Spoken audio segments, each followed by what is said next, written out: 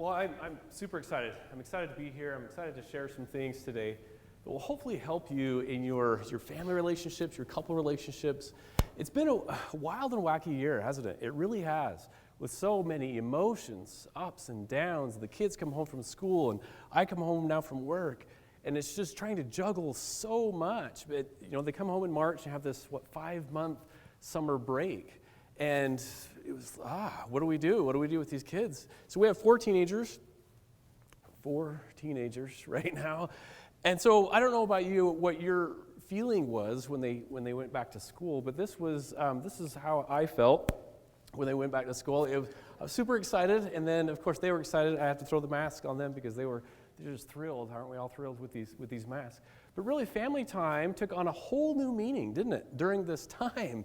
It was a lot of family time, a lot of interactions, and for some that was wonderful, and others that was very stressful. I remember going out to get the mail several times a day for hours at a time or days at a time, and then coming back, and it was a lot of us time when we get on each other's nerves, but it was for some families it was wonderful to have more family time, some more interactions. So let me begin by asking you these two questions. I've asked these same two questions to over 1,300 people. It's the shortest study of my career in academia. And it was simply this. The first one, to me, life is all about, and fill in the blank. Honestly, take a second and put something in there. One or two words. Well, what would you put? And the second question, similar, if I died tomorrow, what I'd miss the very most would be, and fill in the blank. Well, what would it be? Now, as I analyze these answers, some of these first ones, they weren't too surprising. Family, children, relationships, the majority, 36%. 18% said happiness, helping and serving others, the journey, the experiences, God, religion, improving yourself, change. But what was perhaps most surprising to me was what was not there. What's missing from that list?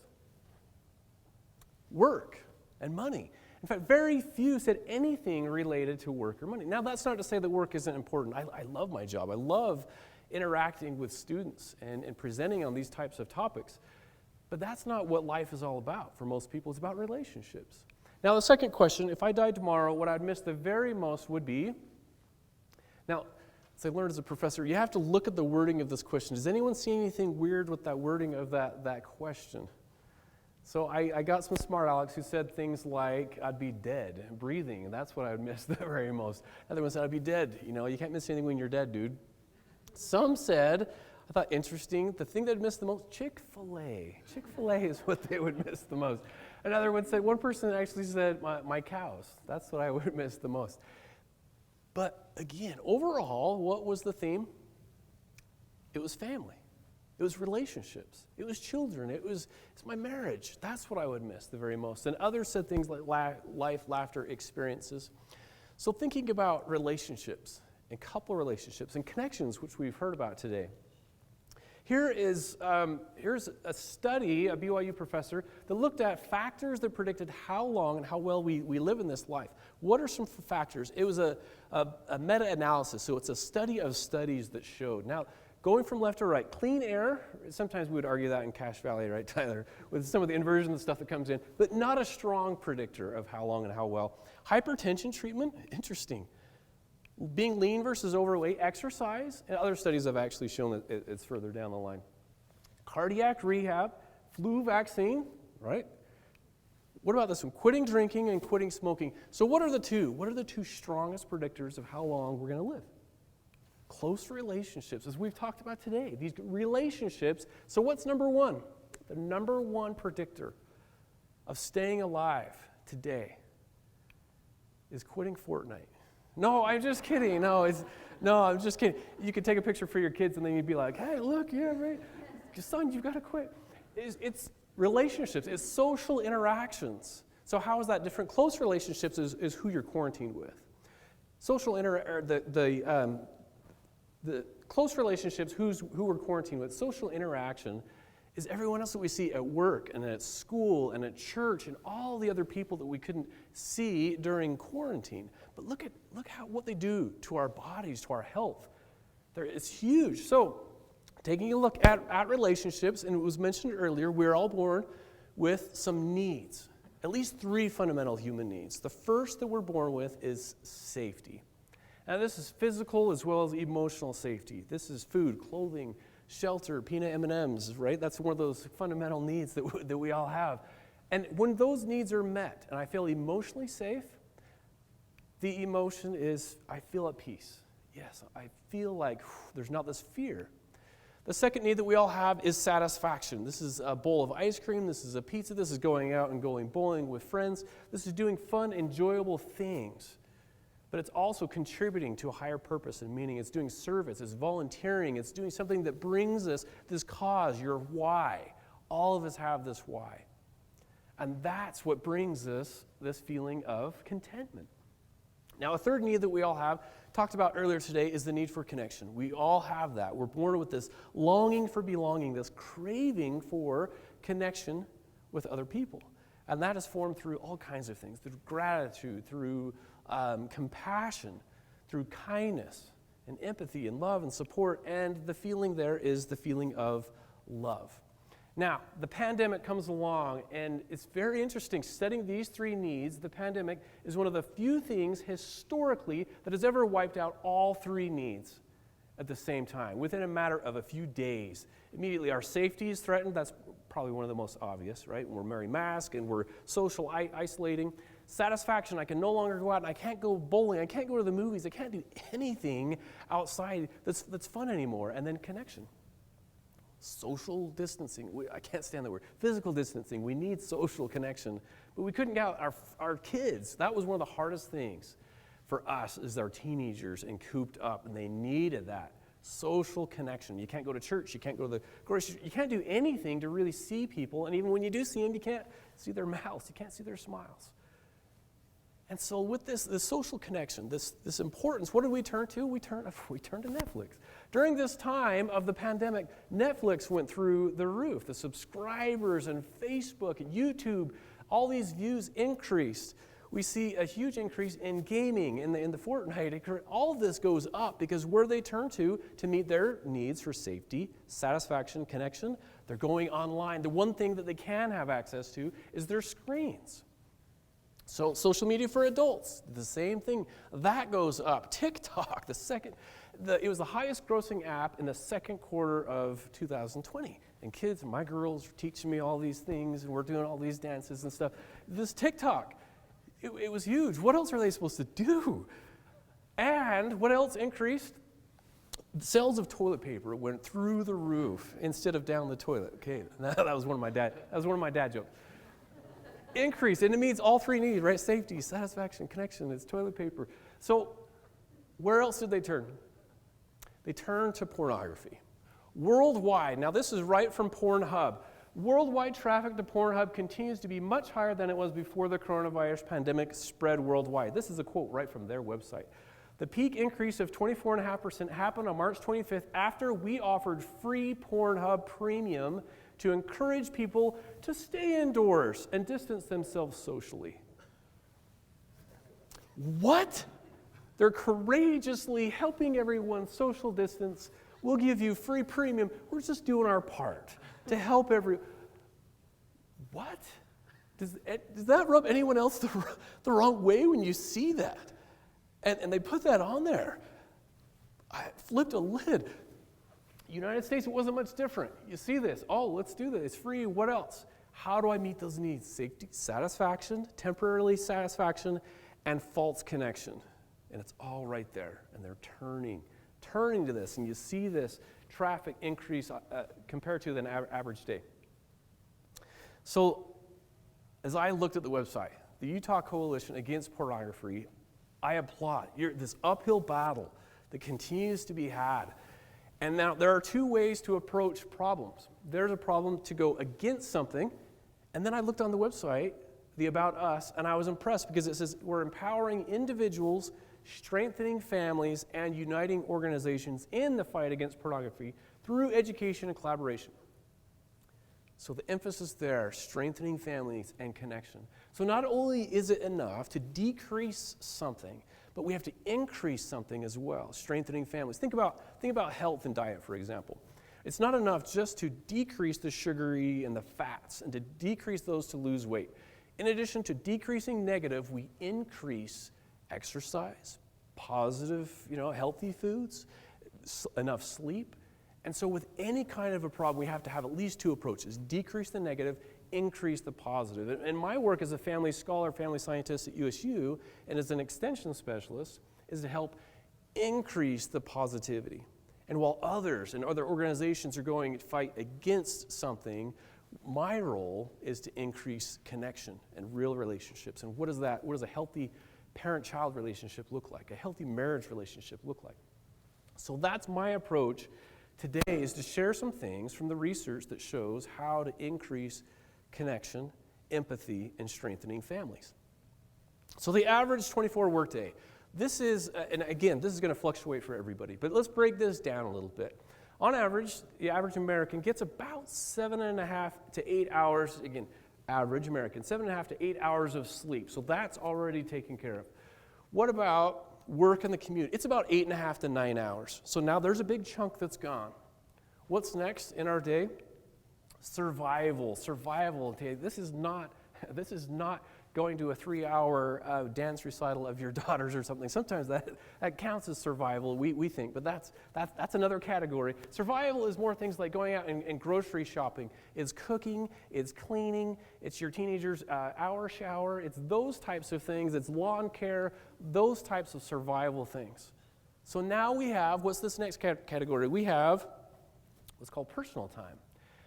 Now, as you look at this, those people who are sick or they're nearing the end of their lives, when they look back at their greatest memories, the most wonderful things in their life, what are they looking back at? It's not how much time they slept or how much time that they worked. It's this sacred space, this personal time, and how is it being used?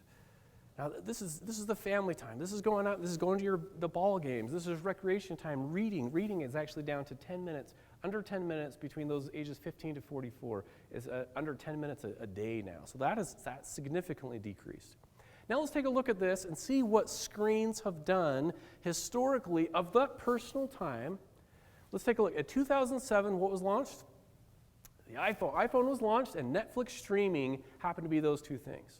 So of that personal time, this is how much in 2007 is taken up by screens. 8 years later, 2015, it's this much time is taken up by screens, any kind of screens. So TV screens and tablets and cell phones. In 2017, this much time is taken up by screens. Now you see that little yellow sliver down at the end? That's where the magic happens. And it's getting thinner and thinner and thinner. That slice of personal, real connection time in families, in couple relationships, and the things that we do with our time, it is taking up by screens. Something's got to change. Now, it's a colleague of mine, Brandon McDaniel, he coined the term technoference. This is when technology interferes with human connections, real relationships. And it happens all of the time. Whether it's a buzz in our pocket, we're putting our kids to bed and we feel that, our brain will immediately go to that. It's this, right? This connection of anything, this buzz, this goes off, my watch goes off, and I've got to take a look at this. Now, a little soapbox moment here. We've got to do better in two places. And one of those is eating out, whether it's at home at the kitchen table, it's the restaurant. So I take the Schramm fam, we get in the Schramm van, the Schramm fam gets in the Schramm van, and we head to San Diego, and I go and I'm presenting, great presentation, I take them out to dinner, we sit down, we're eating dinner, and I look over and I see a father-son, kind of a little, father-son outing, having dinner, I think, oh, isn't that great? And then dessert comes, and this child starts to eat his dessert, and dad gets on his phone. And for the next 10 minutes straight, not one word is said. Not one word is said. So I snap a picture of this, and I think, it's heartbreaking to me. And then they get up and leave, and now notice it's the exact same table, because you see the people in the back. Another couple comes, and they sit down, and immediately, what do? They're on their phones. This is the time away from everything, and you have this sacred time together. And it's something else or someone else is more important than the person across from me is. And now at this point, my kids are telling me, Dad, you're doing the same thing. You're taking pictures of these kids. You're not even staring at us. So I'm like, kids, look at this. If you're ever on a date and your date takes out their cell phone, you just call me and I'll come and take them. Now we another trip. My wife and I, we fly to Hawaii. Someone has to present in Hawaii, right? So I made the sacrifice. We go to Hawaii. We go to Duke's. Have you been to Duke's restaurant? Amazing place. We go there, and immediately, I look over, just the next table over, and I see this happening. I look right behind me at another table. We're in Hawaii at Duke's restaurant. Another one, and he's got his hand on one. And last night, my wife and I, we stay here. We go out to eat. What do we see? The table next to us. Woman's on her phone. The husband's just going through. Another one. A woman, her son, he's maybe 4 or 5 years old, and then dad is across in this booth, and he's on his phone. He has his phone in his left hand the whole meal, and he's eating, looking, and at one point he puts it down so she can't see as much, and he's doing this and eating, no talking. It's breaking my heart. So we have to do what I call K-toot and K2. We've got to kick technology out of beds, and we've got to kick technology off of tables, because that is our last holdout right there. Is tables and beds. That is sacred spaces where real connection takes place.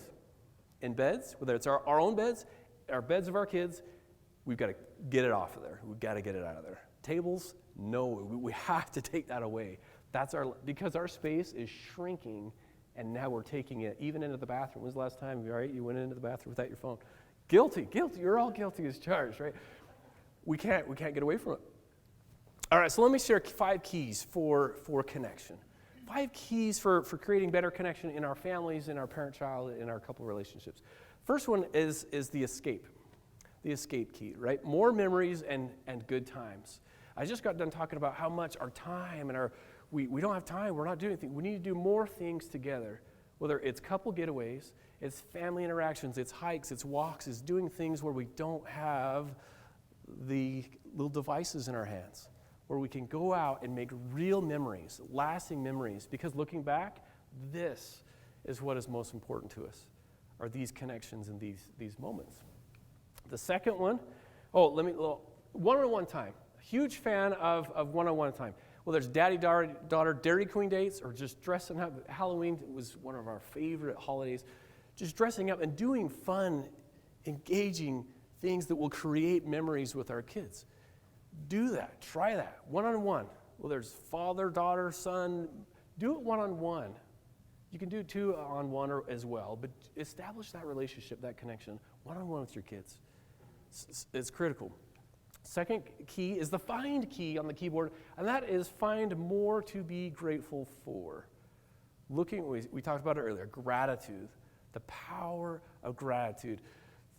I call it invisible work. Invisible work. Look for those things that you hardly notice until they're not done. What am I talking about? It's the laundry. It's the cooking. It's the grocery shopping. It's the cleaning. Those things that we tend not to notice until they're not done. And then we're like, oh, hey, where's my pair of socks? Or I need my uniform. Kids, look to be grateful for your parents for those things that you don't notice until they're not done. The gratitude is mentioned, one of the most powerful things. It's more powerful than any kind of a substance that could make you feel good. The studies have continued to show it helps everything from fewer suicidal thoughts to fewer aches and pains to feeling of support, optimism. It actually makes you more attractive, people who are grateful for. One of my favorite apps is the 5-Minute Journal. The 5-Minute Journal allows you to start your day with 3 things that you're grateful for. Writing those things down. And they have to be specific, and they have to be different every day. You can't just be, I'm grateful for my wife, I'm grateful for my dog, and for water, and be done. Because that does nothing. I've done a study, and if it's not specific, it does nothing for you. You don't even have to put it in a journal. They did a study with napkins, and if you write on a napkin of what you're grateful for, it does the same thing. You get the same positive benefit, because it's the process of actually going through, writing down, being specific about what you're grateful for. If you're a fan of TED Talks, you've got to listen to this one by David Steiner-Ross. He says, want to be happy, be grateful. He says this. He says, in daily life, we must see that it is not happiness that makes us grateful, but gratefulness that makes us happy. Isn't that great? You want to put that on Instagram, right? Gratefulness is the key to a happy life that we hold in our hands, because if we are not grateful, then no matter how much we have, we will not be happy, because we will always want to have something else or something more. One of my all-time favorite quotes. Because as a student at BYU, I had a professor who said, you can never get enough of what you don't need, because what you don't need will never satisfy you. Think about that with pornography for a second. You can never get enough of what you don't need. You don't need that, because what you don't need will never satisfy you. It'll never substitute for a real, genuine connection. That's why you can never get enough of that. So gratitude, expressing gratitude one-on-one. Yes, it's okay. Get on your cell phone, send your children a text of gratitude, because that is one of their ways of connecting. Third key is the insert key, inserting more kindness to them. Just simple little things. Now that can be they're buying their favorite snack to a note in their backpack. That can be, I know one parent who shared this. He said he was doing this with his daughter. Just, it's just really going at it. What do I do, Dr. Dave? I said, kindness. Find time to insert some kindness. So they said, all right, I'm going to do their laundry. I'm going to fold it. I'm going to put it on my daughter's bed, and I'm going to put a note. And on there, he said, I'm so sorry that we've been doing this lately. I love you. In fact, he said, I love being your dad. To me, that's a little bit different than saying I love you. I love being your mom. It is one of the most greatest blessings of my life, is to be your dad. That's different. Then he left a Hershey's Kiss on top of that. And that will melt this. Faster than almost anything is that kindness. In fact, Martin Seligman, the father of positive psychology, he has said that doing a kind act produces the single most reliable momentary increase in well-being of any exercise that they've tested. And they've done tests for decades and decades and decades. What boosts happiness? Kindness. It's turning outward. It's not about me. It's turning outward, doing something kind for someone else. And so my challenge, and I challenge when I speak and as I talk to students, I tell them to text 2 before 10. Text 2 people before 10 a.m. Try it for 3 days. A text of kindness, a text of love, a text of appreciation. In high schools, do this. Right before, I know in our kids' high school, they come on, they talk about the Good News Minute, they talk about the good things, and now do something kind for someone else today. Try text 2 before 10. Text your child, text a friend, say, hey, we need to get together sometime. I sure miss you. And it will lead to more genuine connections, is text 2 before 10. Another one that I talk about is I give out bookmarks to parents, and it's called Make Time for 9. Simple. Make time for 9. That's 9 minutes of face-to-face conversation. It's 9 meaningful touches per day that we need. A 9-second hug. The 8-second hug is actually wrong. You have to have one more second on it. No, I'm just kidding. Just kidding. It just goes with 9. So make time for 9. A 9-second hug, you just get one more second. 9-second hug. And then I think the most important 9 minutes of the day, I break them up into 3, 3, 3. The first 3 minutes when a child wakes up, your spouse wakes up, make that time, just whether it's cozy time. I remember actually waking up early, going downstairs, jumping into bed with our daughter, and just snuggling with her. Just 3 minutes is all it took. And I would put my hand through her hair and rub her back, and I'd say, you know what, today I think we should just stay home and snuggle. And she'd be like, yeah. Now, we didn't actually do that, but it was actually just those first 3 minutes of the day. The first 3 minutes when your partner, your spouse, your child comes in through the door, put away everything if you can, and make that time for reconnection.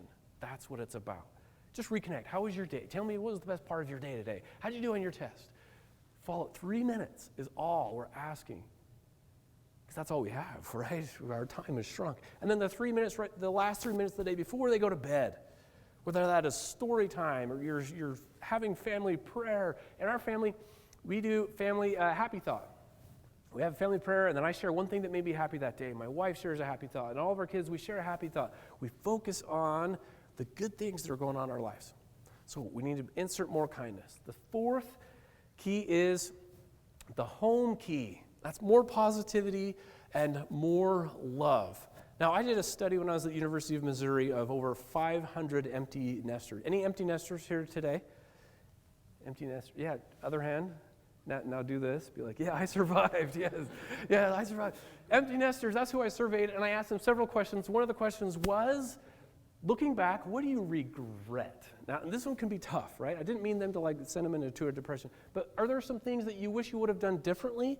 Pass that on to me, because I did this study simply because I get one chance to be a dad, and I want to be the best dad I can be. And so who better to ask? Empty nesters. So I asked them that. And then I also asked them, are there some things that you're so glad that you did that you want to share with future generations? What are some of the things you're so glad that you did? And as I analyzed and I looked at the answers and I looked for themes and published this study, one of the things that they regretted was how harsh they were and losing it with their kids. They said, I wish I would have been less harsh and less judgmental and less critical of my kids. In fact, as I looked through all of their answers, there was not one empty nester, not a single one that said anything remotely close to, if I could have them back for just one more day, have them back, just to have them little, one more day in our house, I would just spank them one more time. I would just, no one said that. No one said that. What? It was the less harsh. In fact, the thing that they did say is, I wish I would have been more positive. I wish I would have given them more love and more attention and just hugged them more and made more memories and good times. That's what they say that they wish they would have done. So more positivity, more love, doing those things to show our loved ones, our family members. We don't know how long we have with our families. So showing them more positivity and more love. Now, each of us are born with a negativity bias. We have several biases, and one of those is a negativity bias, meaning we tend to notice those things that bug us. In other people, we tend to notice the negative. For example, as you look up at that green grass and you see brown, our eyes are drawn to the brown. We're 5 times as likely to notice the negative and see mistakes. Who saw it? Who saw the mistake? Yeah, you see that? Our eyes are drawn to the mistake that I made in that slide. Same thing with our kiddos. They come home, they have 5 A's and a C minus. Where does our brain go? C minus, what the heck, in math, I thought you were going to talk to your teacher. They're like, Mom, but look at English. No, you said you're going to. We get harsh on the negative. We point out their flaws in the morning and how they're dressed, and this doesn't match. And we're heart on the negative stuff. So we've got to get good at being more positive and pointing out the positives in those around us with compliments and good things, building them up instead of being critical and tearing them down. So all of us experience emotions in the present. In the present moment, that's when we're experiencing these emotions, but many of our emotions are anchored either in the past or in the future. But notice the types of emotions, for example, that are anchored in the past. It is the grief, it's the guilt, it's the shame, it's the sadness. Now, it's not that you shouldn't ever feel, that's not what I'm saying. You shouldn't ever feel these emotions. Just don't set up camp there. It's okay to look in the rearview mirror of life, but just don't stare in the rearview mirror of the past. What about those in the future? Look at the future emotions. This is stuff about worry and stress and dread and anxiety through the roof. Where is that? That's all in the future. It hasn't happened yet. So if we are consumed, right, 11 million pieces of information hit us every second. We can only focus on 40 bits per second. So our brains have to really sift through. And if they're consumed with the future, the past, then we can't be enjoying who we're with in the present moment. Look at the present emotions. Isn't that interesting? That this is what we're talking about today with the gratitude, with the kindness, with the good times, the memories, the connection. Those positive ones are right there now, in the present, being in the present. And our phones and everything else, that robs us of everything else that's going on. So being in the present with our emotions. The last one is the Alt key. I could be even Control Alt Delete here. Altering our response, controlling our temper, our tongue, and our tone, and I could even throw in delete, deleting negativity. So much is in our response. When I talk as a bishop in our church, and I have youth come and they talk to me about their struggles with pornography. And I say, as I counsel with them, and I talk to them, and then I say, have you talked with your parents yet? And they say, no way. They would go ham. And the first time I heard this, I said, they would give you a ham? And they're like, no, they would go ballistic. They would flip a lid. They would come unglued. They would take away my phone, Bishop. There's no way I would dare to talk to anybody about this because of their reaction to this instead of their response to this. And that makes all the difference, is when we find out about the struggle, find out about another slip, we get so emotional and we react. We tend to react rather than respond. Not taking the hook. That's one of the most important things we can do, is not to take the hook. I'll give you an example of a hook. Our oldest daughter, my wife and I, were headed out to a meeting one night after dinner, and we say, hey kids, can you help us? Can you wipe the counters? Can you put away things? Can you unload the dishwasher? It's not that hard. It won't take you that long. And our oldest daughter, remember this, she gets up, if it's not that hard, then why don't you do it? And I was like, right? Talk about Dr. Schramm going ham. I was like, whoa. Now, I recognized it. I was like, don't take the hook, Dave. Don't take the hook. So I went up to her and kind of did one of these, kicked her in the butt, and I was like, hey, listen, if you can help us get the dishes done, you can have some ice cream when we get home, okay? So not taking the hook, learning to respond rather than react. Now, there's a reason they don't call them first reactors. They're called first responders. And what does a first responder do? They come upon an accident, a situation, a pornography problem, and they assess the situation. They're actually trained to stop, look, listen, respond. They check for heart rate and breathing, respirations, and we can do the same. With any kind of issue, we have got to learn, whether it's with a referee in one of our games or in our children or our partner, learning to stop, to pause, to take a breath, to look at the situation. How is this making me feel right now and why? It's making me angry and I'm about to go ham. Okay, look, view things from a different perspective. Think before you act. Putting myself in that person's shoes for a second creates empathy and compassion. And then listening, paying attention to the voice that's saying, yeah, jump on them, react. And the voice that is saying and whispering, people are more important than problems. People are more important than problems. And then choosing your response rather than the nuclear reaction and going off onto the person or that problem. So learning to be first responders rather than nuclear reactors. And it is more about, yes, it's about paying attention to our heart rate, but most importantly about getting our hearts right in that response. Here's the principle. Reactions ruin relationships. Period. Reactions ruin relationships. It's hardly ever, unless your child's falling off the counter or something and you're reacting. Yes, those kinds of reactions to help with safety. But overall, we've got to get better because those ruin the connections. It pulls up the barrier. And I'm not going to tell them because they would just react. If I told my wife, she would just react and she would divorce me. Learning to be able to respond rather than react. So those are 5 keys for connection. I hope will be a buffer that will help. Yes, pornography is fighting against it, but we've also got to create better connections in our family. So when the issue does come up, then they will feel like they can reach out. They will feel like they can talk and they can share the struggles that are going on in their life. And then we can learn to respond rather than react. Let me close with this. Have you ever had that day when you can't get your children to bed fast enough? Think back for some of you to when they were little, and you're just like, okay, yeah, and your heart rate's going up, and you're like, get in your bed, stay in your bed, stay in your bed, and you're like, $20 bill for anyone who stays in their bed, just stay in their bed. It was one of those days. I was at Mizzou, and our kids were like 8, 6, 4, and 2. Oh, yeah, this is stressful. And it was one of those, Dad, I'm coming out, I need a drink, I need to go potty. Okay, just stay in your beds. One more story. Okay, now, really, do not come out of your beds. I remember walking back to my bedroom feeling like, okay, I got to take a chill pill. Less than 5 minutes later, I heard it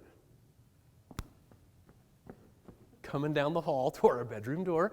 My heart rate increases, and I was like, wait for it. And then I heard a noise on the bedroom door.